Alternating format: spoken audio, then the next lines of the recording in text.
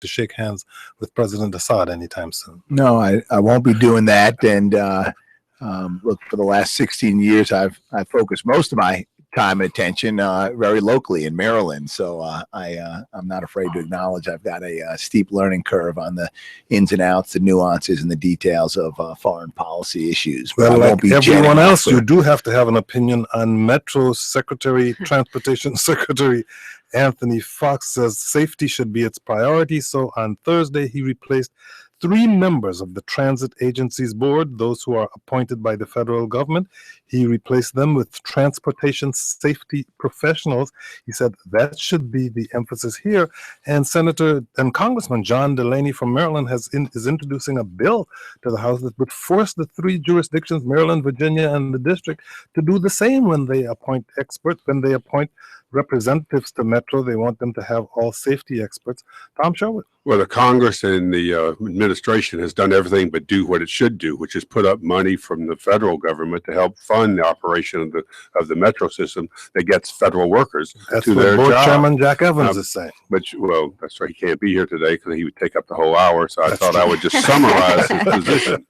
But as a citizen of the city, it's also mine. You see, it's fine if they want to have expertise on the Metro board, but helping the board fund itself would also be good. You know, the Metro system, when the big shutdown happened and they ended up having to call a federal government holiday, I was watching this from LA and I just thought, you know, will there ever be a tipping point where federal officials address the need to have better infrastructure? You know, it's gotten nothing but worse. And then you think about the safety issues and, you know, big crashes. I mean, they're happening in all kinds of different places across the country. It's all because of lack of infrastructure investment. And like, yeah, we are a fingernail. Metro is a fingernail of the country's infrastructure problem. The Park Service itself has a $12 billion gap in what it needs to be done. Let me jump in. I mean, first of all, I was excited when Paul Wiederfeld was brought in. He came out of Maryland. You knew him from Baltimore. Yep, from Baltimore. He was in our Department of Transportation and over the years in a variety of positions. So, you know, he's really skilled. He's competent. He's knowledgeable. I thought it was a bold and maybe courageous move to shut down Metro for a day, not only for the practical importance of doing the safety checks, but sending a strong signal that certainly his leadership he's committed to safety and reliability. You know, over the years, I mean, in Maryland, we were committed and we made our financial commitment. And I do agree that with Jack Evans, that the federal government has to step up and make that investment in a system that moves 50% of the workforce on Capitol Hill back and forth to work. So it's possible that the federal government and the people in the region are on different tracks. I couldn't help thinking this morning that before Paul Wiederfeld was appointed to this position, the emphasis for a search was focused on somebody who was a quote-unquote turnaround expert. Whether there was dispute, people wanted a turnaround expert, or they wanted somebody who simply knew something about transportation, about how wide the tracks were and how many cars you could run on them. But, you know, it would be great. People have complained to me, and I'll just say it for them because I spoke for Jack Evans a moment ago. It would be nice if Secretary Fox, who keeps making these broadsides against Metro, would maybe he spends more time, and I'm not aware of it. But this is a significant problem for the nation's capital, the metropolitan region. And he can throw incendiary bombs from up there, and he could demand that the federal appointees be better qualified. Although the people on there, Harriet Tregoning certainly knows a great deal about urban systems. It would be great if they would go all in on Metro rather than this flyover criticism that we seem to be getting from federal government. Get the impression that the transportation secretary is saying, turn around, schmurn around. Safety is what should be emphasized at this point. Maybe we ask about the Metro, the Memorial Bridge too. On to results in Maryland in the primaries that were held this past Tuesday. Aside from the presidential race, the highest profile contest was the rare Senate open seat, that of retiring Senator Barbara Mikulski. As we know, Congressman Chris Van Hollen beat Congressman Donna Edwards, but in her concession speech, Edwards chastised the Maryland Democratic Party for not giving minorities and women a seat at the table and for sending what will be an all-male delegation into the November election. Christina, there's a similar debate going on in the presidential election. Hillary Clinton, quote unquote, playing the woman card, according to one individual who shall remain nameless for the time being. Was this about race and gender, an old boy network, or simply about these two candidates? I can understand her argument, right? It could very well be an all-male delegation. But this is also a state that had Barbara Mikulski, who's one of the strongest female leaders in the nation, let alone from Maryland. So it's not as if they haven't seen that. I took it as a symbol that she doesn't want to go away. Here's someone who does have a national presence. She is a bit of a progressive hero for her very first race, where she unseated an incumbent Democrat. Albert win. And she is well known among that kind of Bernie Sanders wing of the party, if you will. And so I would not be surprised to see her have some sort of role in politics if she just runs again, if she decides to run statewide. I mean, she's young. She's clearly ambitious. But it does highlight, for me, it's not just about this particular race in Maryland. In Congress, what is the ascension path for Democrats right now? You've got the top leaders are all in their 70s. I expect Nancy Pelosi will retire at some point, probably not next term, but it could be. But then what do you do? If you're an ambitious young Democrat, your options are really to look to other races. There's not a lot of incentive to stay in the House, and potentially you get there.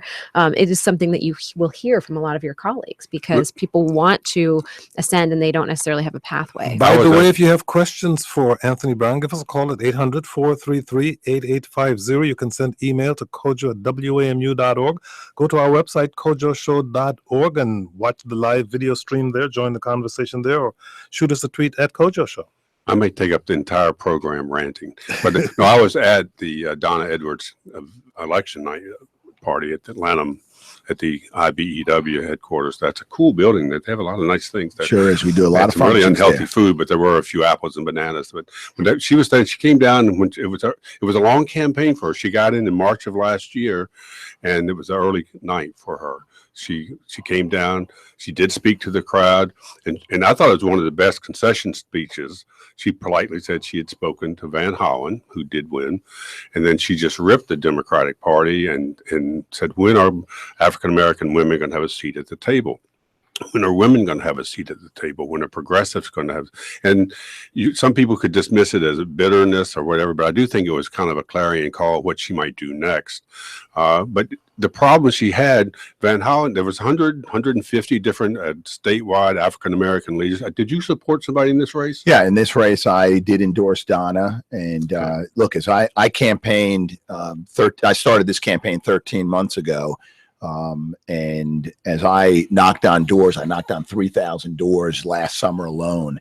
And Donna has a tremendous amount of support. I don't know what the numbers in the 4th Congressional District look like on Election Day for her, but on the doors, at the metro centers, in the barbershops, a lot of support. And I think that Donna certainly stands for strong progressive ideals and values and is on the right side of the issues that our shared constituents stand for. Patrick Murray, who heads the Maryland Democratic Party, responded by saying that going into the November election, the party wants to hear from Donna Edwards about how to be more inclusive and diverse. Is this something that the Democratic Party is struggling with? Let me just say this. I mean, my concern is larger than the Maryland Democratic Party. I mean, if you meant the Democratic Party as a whole. I mean, but if you look across the nation, I mean, in the highest political offices in the land, governors and U.S. senators, these are statewide officials, there's a lack of diversity. There's a lack of diversity by both race and gender among the governors, the cadre, the core of governors, and the U.S. Senate. And I do think that I value diversity. I think that Maryland is a state that could contribute to the diversity of both governors and U.S. senators. Chris Van Hollen's going to make an outstanding U.S. senator. There's no doubt about that. I'm looking forward to serving with him. But I think that both the U.S. Senate and the governor's offices around this country have to be diversified. Well, and I want to finish my point about Donna because I said something nice saying what her speech was, her concession speech, and how aggressive it was. But I also want to say that she suffered because, in fact, of her inability over her period as the time being a member of Congress She ran against Al Wynn and all of that, but she Twice. did not build relationships. You know, the Congressional Black Caucus didn't endorse her. They were neutral on this. Now, a lot of people didn't endorse. Ike Leggett from Montgomery County, or Sharon Baker from Prince George's County, more than 100, maybe close to 150 African American officials, men and women, endorsed Chris Van Hollen because he has worked the fields and tried to build that relationship, which she almost proudly would not do. And so she was out. Even Heather Mazier, I'm sorry, I always mispronounced her name. Heather Mazier endorsed Chris Van Hollen. I mean, this was not some fluke by Chris Van Hollen to gather all this diverse support for himself. And I think that this is a lesson for her, Donna Edwards, going forward. She can't be on the same plane by herself. On to the 4th Congressional District, which you won the primary, Anthony Brown, beating out former state's attorney and prosecutor Glenn Ivey. What do you think enabled your win in this race? Knocking on those 3,000 doors? Well, that was a start. 3,000 doors, had, you know, a large grassroots organization, volunteers starting back in October on the phones. And I think we tallied it up later this week. I think we made 100,000 calls. You would have been governor if you'd done that a couple of years ago. Two different races, two this different has been something times. of a comeback for you because, as Tom pointed out, you lost the gubernatorial race in 2014. What did you take from that defeat, and when did you know you wanted to get back in the game? Well, like I used this paraphrase of LL Cool J last night. Don't call this a comeback because I never left. And look, you know, this was an opportunity when Senator Mikulski announced her retirement, and Donna announced that she'd be running for the U.S. Senate, for me to continue serving the people of Maryland. And I've always said, I said it when asked back in 2010 after the November reelection, are you going to run for governor? And at that time, I had not decided to do that. I always said, look, I'm going to put my experience, my skills, my talents to the highest and best use for the people of Maryland. And this provided an opportunity to do it. I wonder, I mean, the structural issues here, it sort of gets back to our last discussion, but, you know, in California, we have a top 2 primary now. And in a state like Maryland, where you do obviously have some Republican districts, but overwhelming Democratic system, would that be something that would ever be considered by Maryland officials? And is that something that could be beneficial in opening this up, you know, not in your race specifically, but just in other races all across? What's a top 2 primary? I've never heard that. So the idea is that you pick a candidate and automatic the runoff. top 2 people advance to November. So in California, where you have like heavily Democratic districts or even heavily Republican districts, you will often have 2 people of the same party on the general election ballot. So it will continue effectively a primary campaign, but it gives voters their real choice, you know, instead of, you know, a potentially easy win in the fall, but person who has the numbers. Yeah, I don't know how that would change the dynamics in Maryland. We don't have, certainly there's no dearth of talent by gender or race, and at some point the voters have to decide. And the winnowing process that we currently have by, you know, winning the primary and advancing to the general, you know, I think gives voters an opportunity to you know, to make a decision. How was turnout strong because of the presidential? No, turnout was higher than Yeah. it was in the last presidential election in Maryland, is my understanding. Wow. Well, you won. Congratulations. You beat Glenn Ivey. Thank you. That's the first kind thing you've ever said to me. I might be your That's last. Glenn Ivey, what he got? What you guys like 42% of the vote? He got like 37, and then is that enough for Ms. Pena? I think she got 18. 18 or so. Well, it was a good, clear win for you. Did you talk to the other candidates that night? Did they speak to you? Absolutely. I mean, you know, Delegate Pena-Melnick, Jocelyn called me, and then Glenn called me. And let me tell you, I spent 9 days during this campaign, 8 early voting, 10 hours a day, 8 days in a row, and then 13 hours on election day, standing like 5 feet away from Glenn Ivey as we were both, you know, campaigning, electioneering at the polling place. He's a great guy. He's not Lucifer in the flesh. No, definitely not. I love that phrase. He's smart. He's confident. He's committed. He's pleasant. And the campaign was very much focused on the issues. We had 15 to 20 candidate forums. We didn't take shots at each other. We answered the questions on policy and governance and constituent services. We each pledged during the campaign and since to support one another. The winner. So and last night, and you can it's on Twitter, it's on Facebook. Last night, when I had my opportunity during the Democratic Party Unity rally to give remarks, I ended my remarks by calling up on stage all 4 of the 5 other candidates on stage, and it was. But isn't that kind of like at the the Oscars when the winner says, "Hey, you're all great," but then they're looking at you and they're trying to smile. No, in fact, that's what I'd feel like. I mean, if you had attended, and I wouldn't have expected you to, our candidate forums, we acknowledged and commended one another during the forums. I remember acknowledging Glenn for the good work he had done as state's attorney in criminal justice reform and helping to drive down crime. I acknowledge Jocelyn Pena-Melnick's work on a number of issues that she's taken up in the General Assembly. So we didn't wait till Oscar night to recognize the achievements Don of your others. headphones, please, because Eddie in Prince George's County has a comment or question. Eddie, you're on the air. Go ahead, please. Oh, I just want to say congratulations to the Congressman Brown. I actually made a few calls during your campaign for governor, which unfortunately you had to pass that up. But I wanted to ask, what is the first thing on your agenda going to Congress? Well, the first thing on his agenda is to go to Congress, Right. because Win there's in still an November. election coming in November. But I guess if he wins that election, Eddie would like to know what your first priority is. Right. First of all, Eddie, thanks for your kind remarks and for helping out. But my top priority as a new member of Congress is going to be focusing on constituent services. As I've traveled the district, Something that Donna Edwards was actually criticized about. She resisted the criticism, but she was often criticized for not doing constituent service.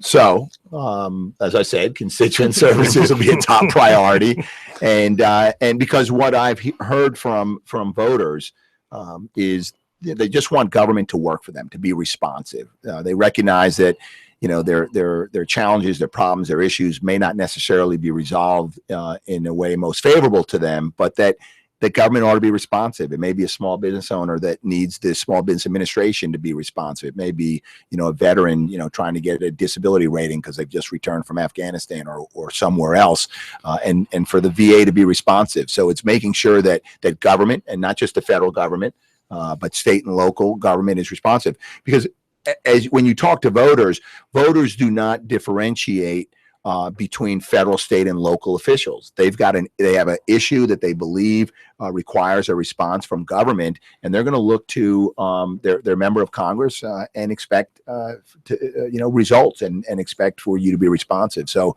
I understand that to be the case. I learned that when I was in the Maryland General Assembly, and so that's going to be my top priority. Eddie, thank you very much for your call. In case you're just joining us, our guest is Anthony Brown, Maryland's former lieutenant governor who won the Democratic primary for Maryland's 4th congressional district earlier this week. Also in studio with us is Christina Bellantoni, assistant managing editor for politics with the LA Times. She's our guest analyst. Tom Sherwood is our resident analyst. He's a reporter for NBC4 and a columnist with the current newspapers. Well, let's talk money for a moment.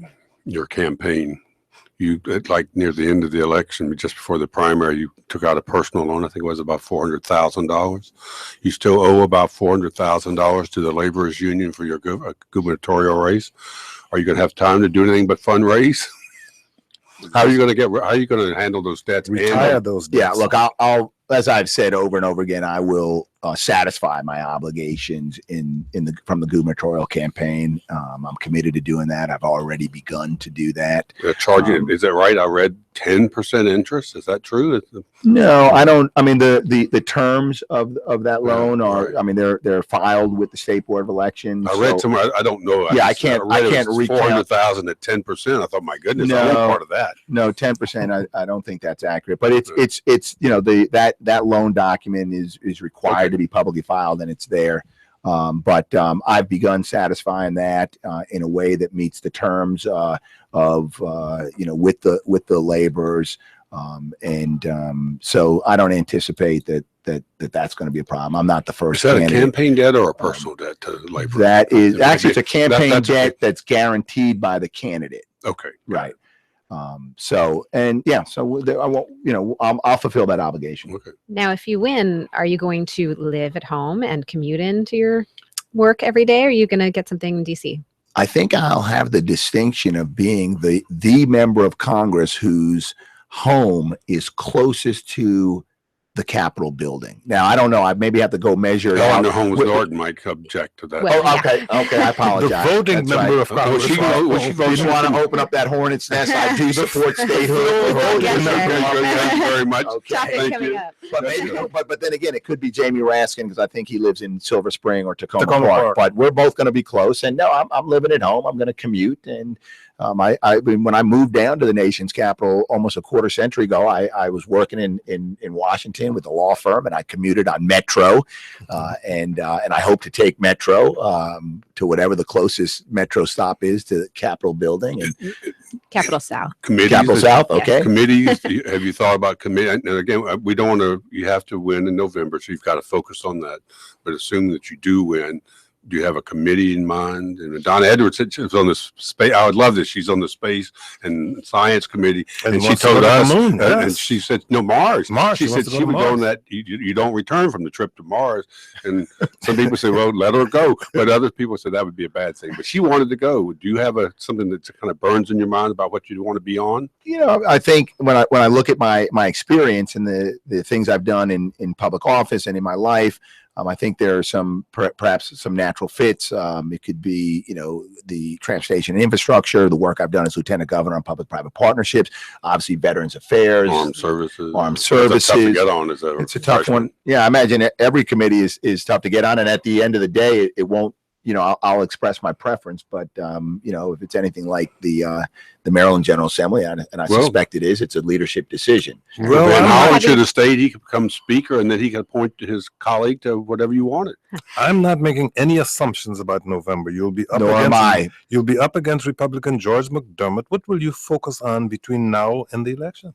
Sure. So, and I'm glad that you brought us back to where we are today, which is with the general election in front of us. And you know, you take nothing for chance, and we're going to run a robust campaign that will have all the essential components, a field campaign. You know, we'll communicate, we'll reach out and not take for granted any voter in Anne Arundel County and Prince George's County.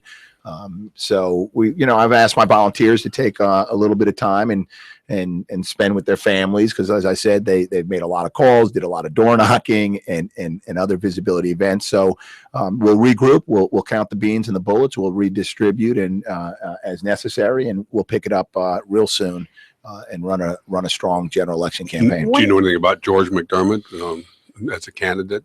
Do you know him at all? I've met him at 2 candidate forums. He seems to be focused on the inefficiency and dysfunction and of the court system. Okay. And other than that, I know he's run before. He's run, actually, I understand, as a Democrat. As a Democrat. I don't know if this is the first time he's running as a Republican. But you know, we'll take it we'll take him seriously, and we'll, you know, dedicate the time, attention, and resources to make sure we win this one. We got a tweet from Julio who says Anthony Brown says he values diversity, but he didn't want to join the legislative Black Caucus upon his election to the House of Delegates. Look, first of all, is it Julio? Julio yes. Ought to send me his email address, and I'll send him a 8x10 photo from every one of the 7 or 8 years when I was in the Maryland General Assembly, because we take an annual photo of the members of the Congressional Black Caucus. I'm not the Congressional, I apologize, the Maryland Legislative Black Caucus. And not only was I a member, but a very active member.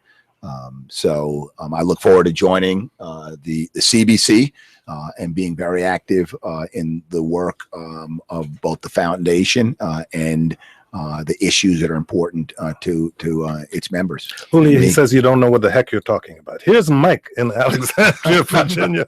Mike, you're on the air. Go ahead, please. Put on your headphones all. Mike, are you there? Yep, I'm here. I wanted to ask Mr. Brown if he's planning to try to get on the Veteran Affairs Committee, being, you know, that he is a veteran, and what he's going to do to try to reach some oversight for that, specifically with regards to the VA and the various problems they have about getting services to our long struggling VA, the Veterans Affairs.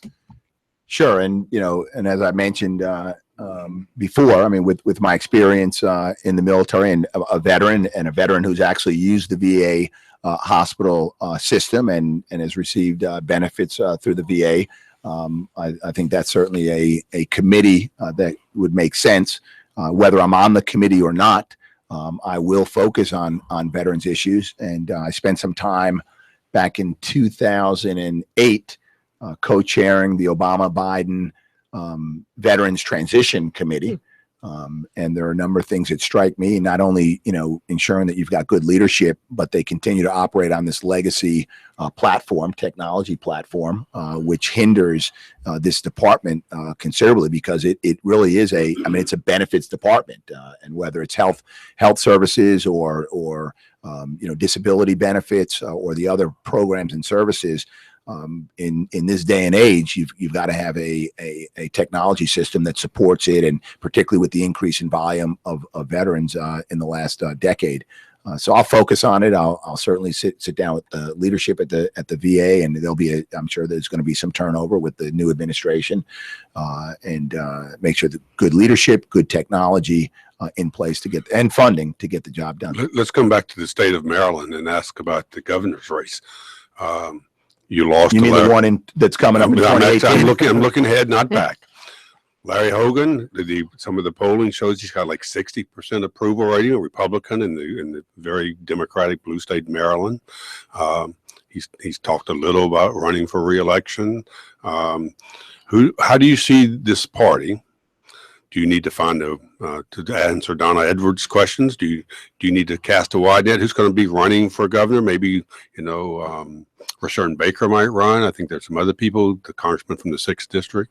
He's thinking about it, people are saying. Where do you see your role, assuming again that you win in November and don't have an ugly surprise? What does the party need to do now to defeat Larry Hogan? I assume you think he should be defeated for re-election. Yeah, first, let me start by saying thank you to Governor Hogan. I tried to return his call. He called me to congratulate me for the victory. And you may recall, when he was sworn in, or just before that, I was in Annapolis. I introduced him to lawmakers and wished him well. And I truly meant that, because I want any governor to be successful so that the state of Maryland can be successful.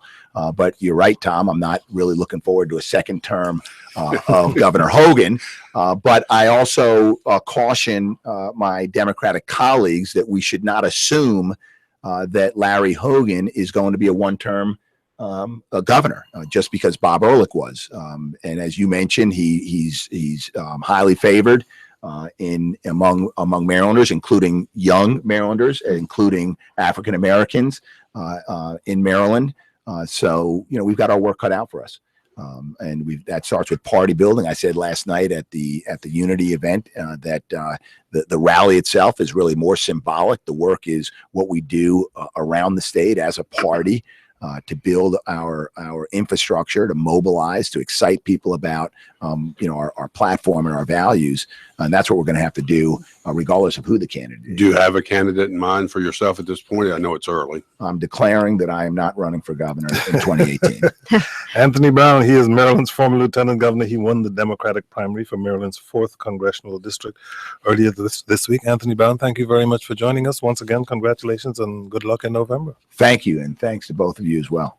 Take care. Tom Sherwood is our resident analyst. He's a reporter for NBC4 and a columnist with the current newspapers. Our guest analyst today is Christina Bellantoni, assistant managing editor for politics with the Los Angeles Times. Later in the broadcast, we'll be talking with Paul Strauss.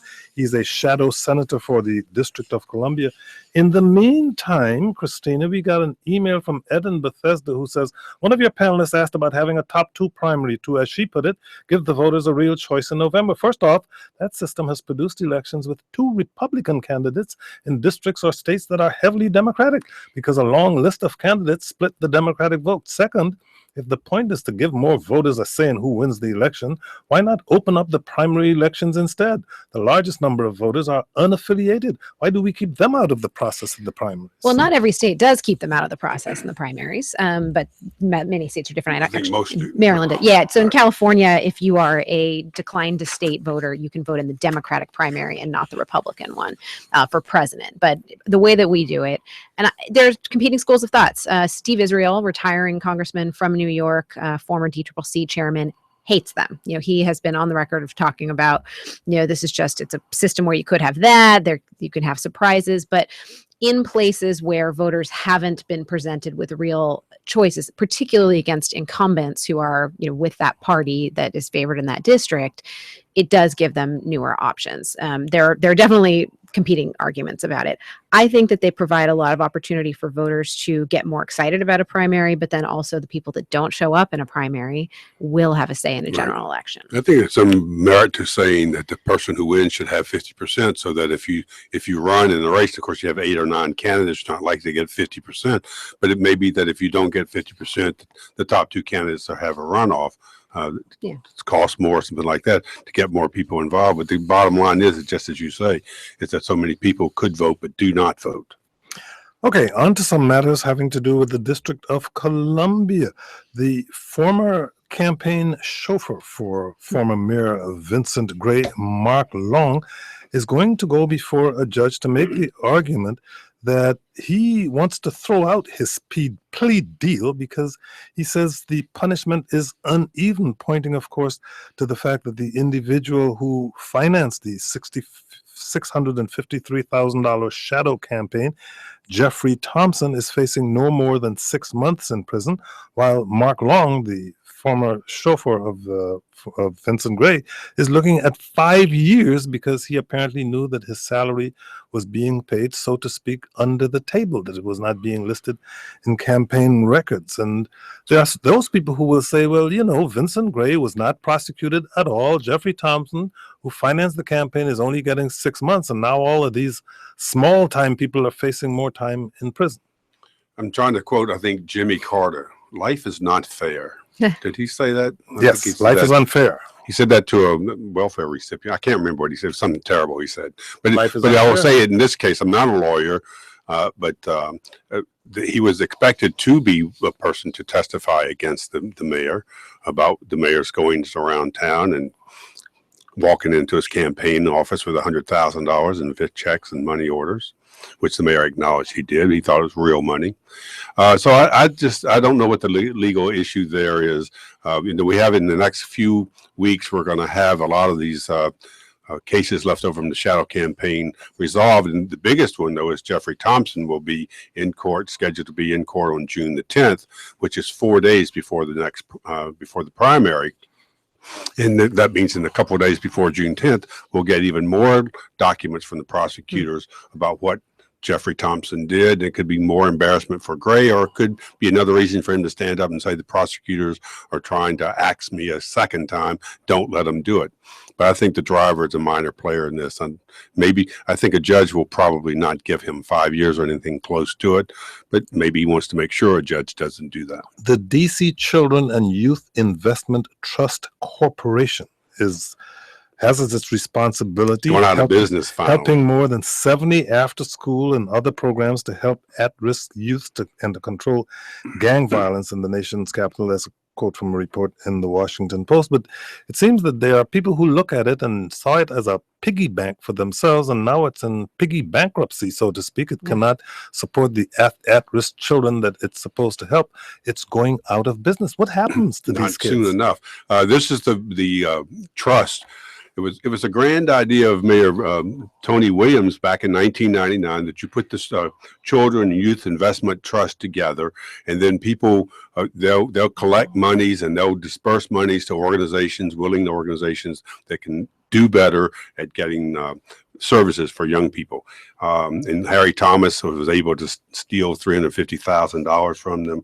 The people that have run it have used credit cards for their own personal business. I do hope the Inspector General, I actually talked to the U.S. Attorney's Office this morning. Of course, they never answered these questions, but I said, is the U.S. Attorney going to be investigating this? Millions, they're closing down because Marie Johns, who's the head of it, who has a very good reputation, says we simply don't have the money to give. They're going to give out grants to the end of the year, but this is a horrific organization with a horrific track record, and I hope there is some legal inquiry into what happened.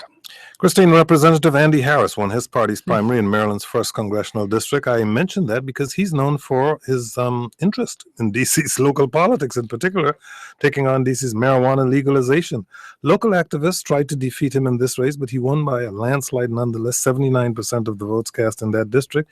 He rode in on the Tea Party wave himself when he was first elected in 2010. How are Tea Party candidates faring in general these days? Yeah, that's an interesting question, especially incumbency is so powerful. If you serve a term or two, people just suddenly forget even where you came from and you've got the experience and they check the box next to you. He is a really interesting character, and we followed him very closely at Roll Call just because he was constantly inserting himself in issues that affected Washington and didn't necessarily speak to what he was doing as a member of Congress. But it doesn't surprise me. He has plenty of money. He has institutional support. He's somebody that he's in some ways. I don't necessarily want to make the comparison of him to Trump, but no matter what he did, it never seemed to hurt him back home. Even though District of Columbia activists have been active in trying to get him out of Not office, fans, yeah. it's Well, not he's succeeding. in a district in the gerrymandered districts Right. of Maryland. That's why the real issue cutting across all these elections in every state is the gerrymandered Congress that we have, which is kept the incumbents in. What is it? 92% of incumbents or Yes. something like that win. But if you just look at the 4th district where Donna Edwards represents and how it squirrels all around up and down the eastern part of the state, and you look at the 8th district, which I think goes all the way up to the Pennsylvania line, even though it's principally a suburban Washington County, the redistricting of the Congress of the United States is a national disgrace the way it is And now. don't forget, President Obama, in his State of the Union, tucked that little mention in, saying he would like to see these independent commissions, similar to what they did in California and some other states, start to pick lines instead because the process is just so broken. And I don't think anything's happened since then, but he actually amended what was in his prepared remarks and gave like a little even more off the cuff on that. So you never know. The Next 6 Census months. Bureau Joining has us- the Census Bureau has the details from which you could draw reasonable districts. Joining us now by phone is Paul Strauss. He is a shadow senator for the District of Columbia. He is a Democrat. Paul Strauss, thank you so much for joining us. Thanks for having me. It's great to be on. Mayor Muriel Bowser and district leaders are calling for a constitutional convention for statehood for the District of Columbia. This wouldn't be the first time this has happened, but they're also talking about changing the district's license plates so that they would read in taxation without representation. I think I'm going to have to get new reading glasses to see that because that's a lot to put on a license plate. But what's your view of what's going on, and do you think this time around it's going to be any different? DC residents want statehood. They've always wanted statehood, and we're going to use this convention and the subsequent vote in November to remind the rest of the United States that we both want and deserve statehood. Who's going to pay for the convention? The convention is really going to be more of a public hearing process.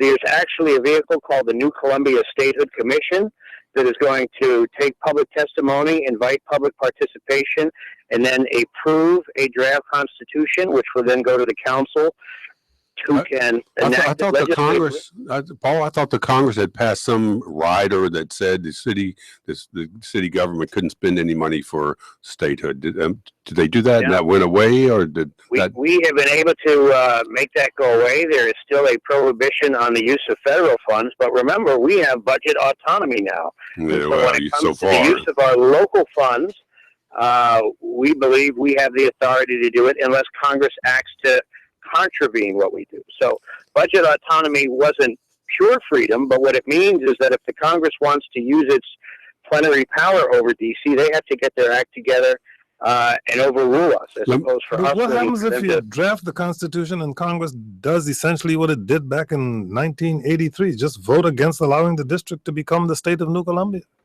Well, look, we understand that all states require the approval of Congress, but this is an opportunity to engage so many new residents for whom the fight for statehood isn't quite as personal yet. You know, the last time we voted, the last time we had a constitutional convention, it was over 30 years ago. The Early mayor was 80s. in the 5th grade. I was a freshman in college. And it is time to freshen up the Constitution, because the original one had a few things in there that just no longer make sense today. We want a Constitution that will more closely conform to the institutions of government that help the district function now, and will be not an obstacle to statehood or a distraction, but a vehicle for advancing the issue and moving it forward. If you have questions or comments for Paul Strauss, give us a call, 800-433-8850, or go to our live video stream at kojoshow.org. Join the conversation there. Shoot us a tweet at Kojo Show. Well, go ahead. Well, I just, I've studied this for a long time, and You used to have to do this at roll call, right? Yeah, and even before that, and you had a moment where you had a Democratic president, a Democratic Congress, and a lot of support for this, and it didn't happen. And so I just wonder, no matter what happens, you're going to have a Republican House, come January. This doesn't seem to have legs, and I just wonder, why now? Why? Yes. And also, the idea of giving some of DC back to Maryland, That's not going to happen. Virginia. I know it won't happen. I'm sorry. But this is the counter argument. So you sort of see people that are just totally It's not facing off and have no wiggle room. Let's put the dagger in the idea of a retrocession to Maryland. It's not that people in the district might or might not want it. It's that the people of Maryland, I'm telling you, the Republicans in that state are not going to want 670,000 new citizens, all of whom are Democrats and will control the state party. The Democrats, who are trying to move up Van Hollen, those guys don't want the district as part of their state. That's never going to happen, whether the DC wants it or not. Paul Strauss, a survey in Maryland shows that 44% don't want their state to annex the district. Well, and I bet you'd see similar numbers in D.C. Maryland doesn't want us back. We don't want to go. We don't want to trade the dome of the capital of the United States for the dome of Annapolis. The state line that has separated Maryland and the district since 1790 is one of the oldest state borders in the United States. So it is a non-starter. And while I understand the gerrymandered districts make a Republican House likely, if it's one thing I've learned about this election cycle is that anybody who's predicting anything is going to be surprised. But she asked, Chris, let's go back to her original question that I jumped all over. Why now? What do you think? Where is the pathway to victory that you see, other than just people voting for statehood in the district again is a foregone conclusion? Well, we think that we're going to have a new president. We think we're going to have a lot of new senators, and we think we are going to have a lot of new members in the House. And we want to take advantage of this momentum, this national election, to rededicate ourselves to this effort. And we need to make sure that structurally we, as the district, are ready to become a state. So that means having a state constitution that will work, as opposed to one that is essentially a historical document at this point, making sure that the citizens are engaged in using this advisory referendum to build support inside the district and around the country. Have you had any conversations with Hillary Clinton about this, presently or in the past? Secretary Clinton, I'm told through her campaign liaisons, the political directors, the people who are responsible for reaching out to me and other superdelegates, that she supports statehood. We know that Senator Sanders is a co-sponsor and a supporter, and we expect it to be in the Democratic Party platform of this convention. And frankly, we've had success in getting it into the party platforms of other states. We have outreach in Iowa. We have efforts underway in Nevada, some of the early caucus states where citizens of their own from that state have embraced D.C. statehood as an issue of simple justice and fairness. Well, as a citizen of the city, I would obviously like to have the two senators and a fully voting member of the House.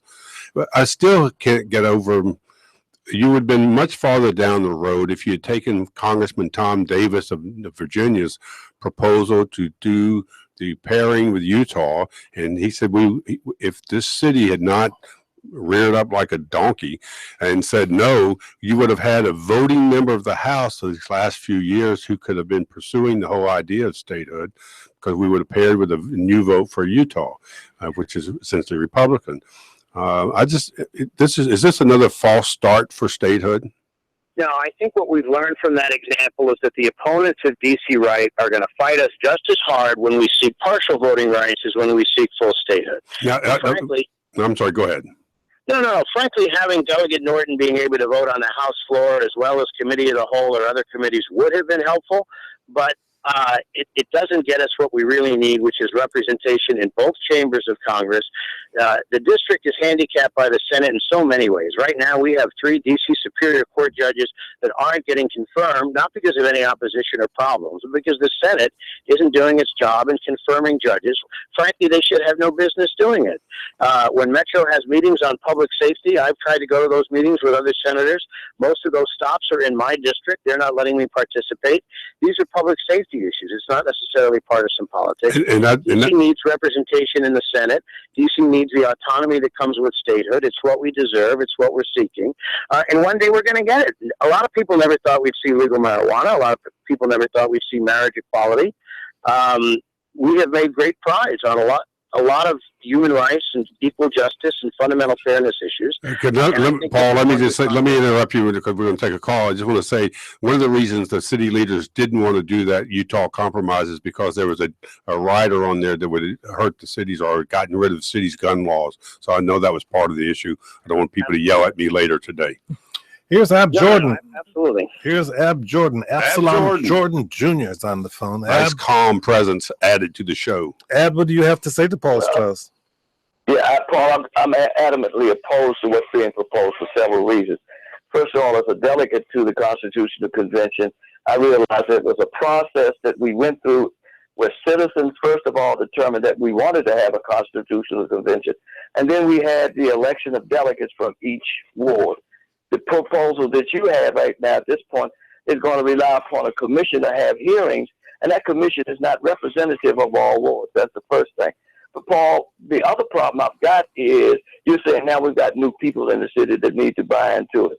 And my concern is from a perspective of a city that was predominantly black to one now that's less black. And the question for me is what racial implications that has. You say that there are areas that need to be changed until you spell those out. Because the Constitution that we wrote was quite progressive. And I don't know why we look at it now and say that it doesn't reflect the conditions or the needs of the people today. And if you can't offer specifics in terms of those areas. In other words, Paul, the only difference between then and now is that there are more white people in the city. That's right. I don't think so. The biggest difference we have is that the institutions of the home rule government that were just a few years old back then are now more established. So people are more used to the institutions of government. We have a council that we've had now for almost 30 years as opposed to 3 years. We now have an elected attorney general. We now have a variety of structures, advisory neighborhood commission, so forth. We do not want the statehood process to be disruptive to the current functioning of government. What we want to do is get Congress out of our business, come up with a document that will help get the citizens of D.C. the sovereignty they deserve, and then that Constitution has an amendment process. So once we no longer need Congress's approval to change our charter, we can continue to rewrite and amend that Constitution. Who's going to pick the commission? We only have about 30 seconds left. Go ahead, please. Who's going to pick the commission very quickly? The commission is already existing by statute. It is the mayor, the council chairman, and the 3 members of the shadow congressional delegation or the statehood delegation, as we're sometimes. That includes you. It does. Paul Strauss, he is shadow senator for the District of Columbia. He's a Democrat. Paul, thank you for joining us. Thank you. Tom, another technical issue is that granting the district statehood, the federal government would still need a district, not part of any state from which to conduct its business. That could be a phone. That could be a phone booth. It doesn't have to be. If you know what a phone booth is, people look it up. Carve it out around the A, B, and C street. It could just be. It could be the federal land around the Congress and the White House. And of course, you would have a gun store that could sell guns. A gun store, yes, I'm all for the gun store. Tom Sherwood, he's our resident analyst. He's a reporter for NBC4 and a columnist for the current newspapers. Christina Bellantoni is assistant managing editor for politics with the LA Times. That's it for the show today. But remember, we've got lots more for you online. Explore our archives at kojoshow.org. If you missed yesterday's show, go back and check it out. We talked about the momentum behind the Black Lives Matter movement. And then we heard from 3 local poets to close out National Poetry Month. Remember too that you can listen on your schedule by streaming the show online or on your favorite podcast app. However you listen, have a great weekend. Be sure to meet us back here Monday at noon. We'll be talking about the high school in Virginia that's become the latest battleground in the national debate around transgender rights and bathrooms. Also, after more delays and more safety incidents, the Federal Transportation Secretary shakes up the Metro Board. That's all coming up Monday at noon. Thank you all for listening. I'm Kojo Namdi. The Kojo Namdi Show is produced by Michael Martinez, Ingelisa Schropsdorf, Taylor Burney, Ruth Tam, Elizabeth Weinstein, Avery Kleiman, and Raynell Cooper. The engineer is Meg Bunting. Podcast